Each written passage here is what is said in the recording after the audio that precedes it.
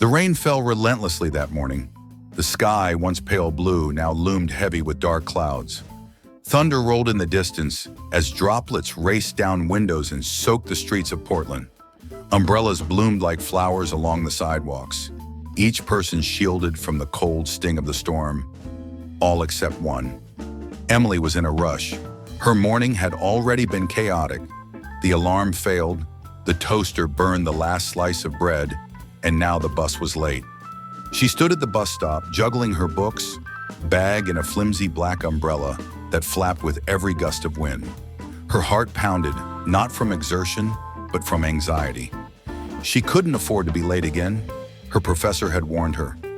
One more tardy and your grade will suffer. And then she saw him. A young man, barely older than herself, stood a few feet away. He was drenched.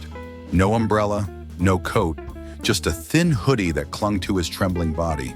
His shoes were soaked and his eyes were downcast, trying to look anywhere but at the people around him. Something in Emily's chest tugged. Without thinking, she stepped to the side, lifting her umbrella to cover both of them. The stranger looked up in surprise. "You don't have to." "Stay dry," she said with a soft smile. For 5 minutes, they stood side by side under the frail protection of her umbrella. They chatted about the rain, the unreliable buses, and how Mondays were always cursed. He told her his name was Daniel. He was trying to get to a community center downtown. "There's a scholarship meeting," he said, "but I'm not sure I'll get it." "You won't know unless you try," Emily replied.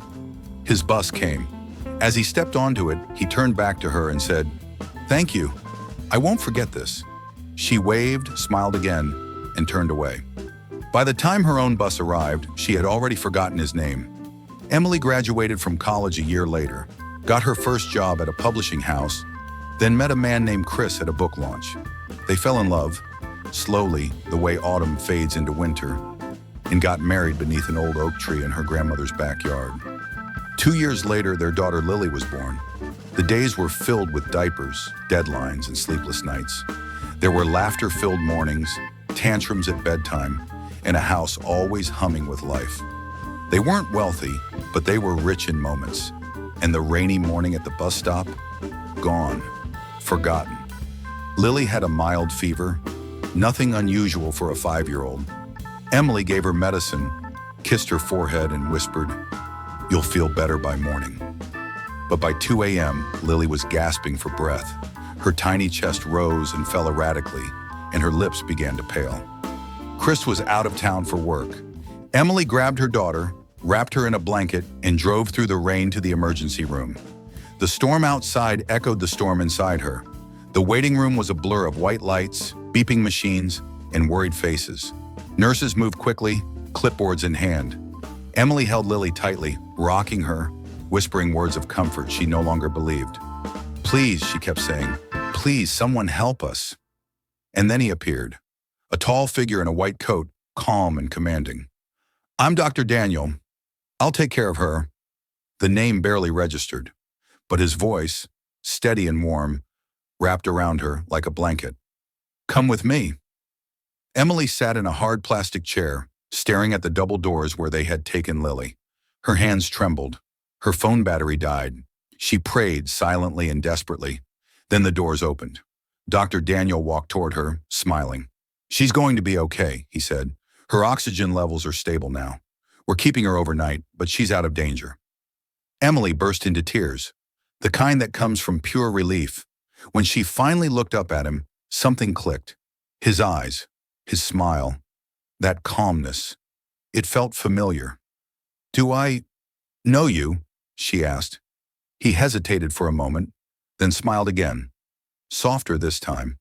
"Do you remember the umbrella you shared 10 years ago?" Emily's breath caught in her throat. "No," she whispered, and then, "Yes, that rainy morning, that shivering boy." "You," she said, eyes wide. "You gave me kindness when I had nothing," he said. "That moment changed everything. I got the scholarship. I went to med school. I found purpose. Because someone, a stranger, made me feel like I mattered."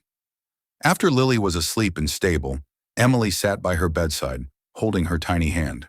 She couldn't stop thinking about how life had twisted itself into this miraculous loop.